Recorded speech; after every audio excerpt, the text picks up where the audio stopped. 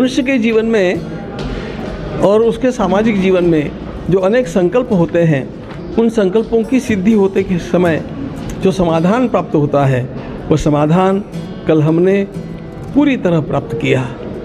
मुझे याद आ रही थी हमारे अनेक कार सेवकों की और उनके भी पूर्व जिन लोगों ने आत्म बलिदान इस दिव्य कार्य के लिए किया था, उन सब की। और मुझे अंतःकरण में पुनः पुनः भाव उमड़ करके आ रहे थे कि मोदी जी के प्रयासों के कारण आज उसके ऊपर कलशारोपण हो रहा है, उसका कार्य पूर्ण हो रहा है। काम बहुत लोगों ने किया, लेकिन आखिर इन सब लोगों की एकत्रित शक्ति ने मोदी जी को खड़ा कर दिया।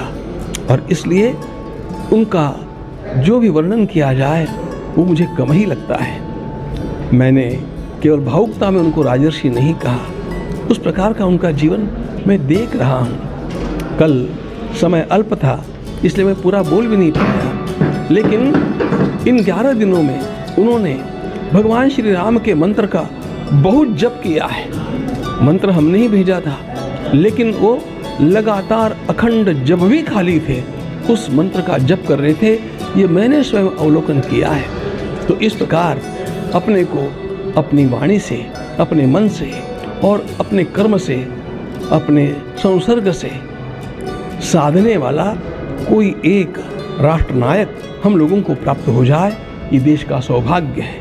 और इसी प्रकार हमारा देश आगे प्रगति करता जाएगा और हम लोग विश्व का मंगल करने के लिए अपने को निश्चित रूप से सशक्त बनाएंगे, ऐसा मेरा विश्वास है। प्रधानमंत्री ने जब आपका चरण स्पर्श किया, जितनी जनता थी सब आंदोलन के प्रेम भाव को देख करके पसंद थी।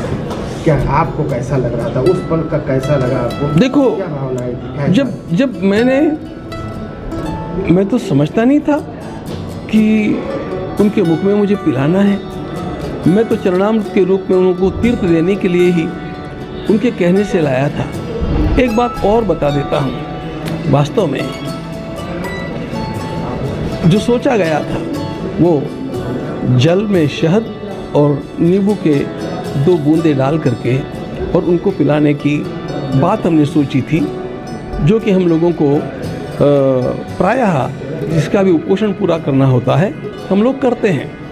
लेकिन उन्होंने कल मुझे अलग से आते आते अलग से मुझे कहा कि आप मुझे और कुछ मत पिलाइए, भगवान श्री राम का चरणामृत पिलाइए। इसलिए समय पर हम लोगों को सब बदलना पड़ा।